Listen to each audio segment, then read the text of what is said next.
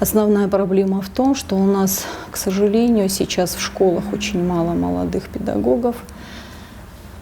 Порядка 49% учителей у нас предпенсионного и пенсионного возраста, причем пенсионного больше 32%. И основная задача, которая стоит перед Министерством образования, это подготовка квалифицированных педагогических кадров и повышение квалификации тех работников образовательных организаций, которые сегодня в школах и детских садах работают. Но мое глубокое убеждение, что привлечь молодые кадры в школы может только действующий учитель.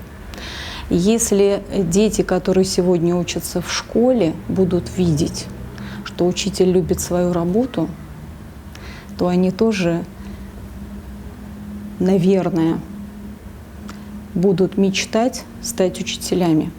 Именно я так и пошла учиться на учителя математики, потому что все те учителя, которые у меня работали, они любили свою работу, они любили школу, они любили детей, они с удовольствием приходили на работу.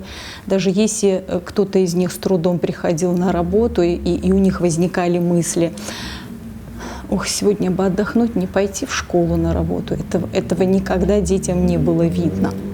Поэтому я думаю, я и учительской общественности сказала: молодые кадры пойдут в школу только тогда, когда мы, учителя, работники системы образования, им своим отношением к системе образования покажем, что система образования — это здорово. И работать в школе, работать в детском саду — это удовольствие. Это очень сложная работа. Работать учителем, работать воспитателем, работать руководителем образовательной организации — это достаточно сложно и ответственно.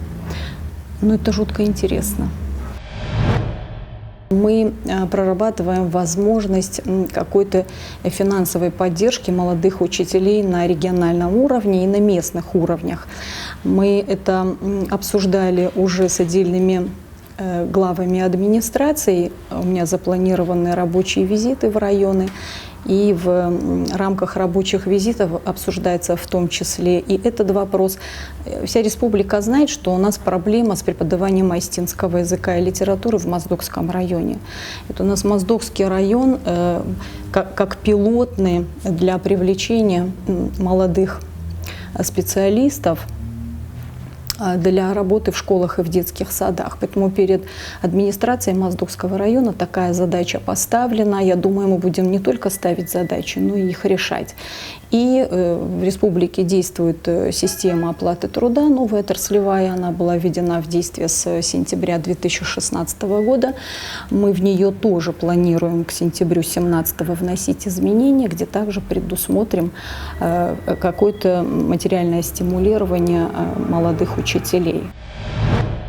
Дети приходят в школу, не зная языка, но дети приходят в школу, не зная иностранного языка, однако стремление изучать иностранный язык есть, а стремления изучать осетинский язык нет. И мы на своих рабочих совещаниях, на заседаниях коллегии этот вопрос уже поднимали. И ставим задачу перед дошкольными образовательными организациями. Все идет с детского сада. Когда ребенок осетиноговорящий приходит в детский сад, и его стараются быстро переучить. И можно сказать, вынудить говорить исключительно на русском языке. У ребенка он маленький человечек, для которого взрослый — это авторитет. И если тем более воспитатель. И если воспитатель говорит ему «Ирунаумазур зуру шагау» или там «говори по-русски», а ну теперь повтори это слово по-русски, да, то мне кажется, это даже мое убеждение, да, не то чтобы кажется, мое убеждение в том, что ребенок к тому, что он выражает свои мысли и говорит на остинском языке, относится к тому, что он что-то делает неправильно. Поэтому он старается угодить взрослому и делать так, как ему говорит взрослый. Потом уже, когда мы ребенку это заложили где-то под корочкой, конечно, у него уже совершенно другое отношение к остинскому языку, и он не хочет его уже изучать, потому что хотя бы с той точки зрения, что для него это дополнительная нагрузка. А мы знаем, что если мы потеряем свой язык, мы потеряем себя. Надеюсь, что меня услышат большинство родителей, кто не услышит, им передадут те, которые слышали.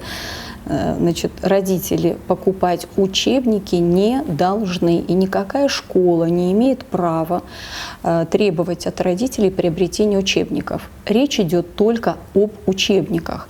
Иногда путаются понятия. Есть еще понятие рабочие тетради. Вот рабочие тетради мы закупать и предоставлять детям на бесплатной основе не должны.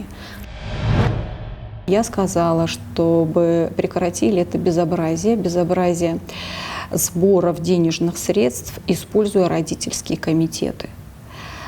Значит, благотворительность и какую-то спонсорскую помощь никто не отменял, и это право каждого гражданина, но это не обязанность.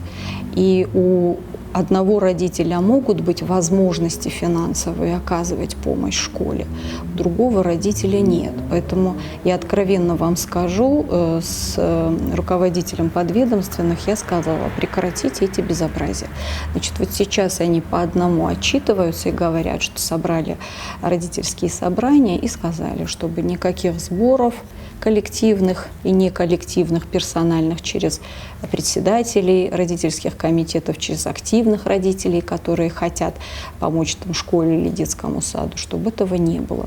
Это однозначная моя позиция, я буду ее придерживаться и буду пресекать всяческие попытки просто уже переходит в какое-то издевательство, потому что я знаю, что есть категория родителей, которые лишний раз не позволят, не имеют возможности позволить себе купить своему ребенку там фрукты, конфеты и так далее. Почему они должны там, в школе сдавать на какие-то там хознужды или там, на благоустройство школы и так далее. Поэтому, дорогие мои родители, никто не имеет права, ни родительские комитеты, ни попечительские, ни общественные советы, ни классные руководители, ни учителя, ни руководители образовательных организаций просить вас оказывать спонсорскую помощь в школе.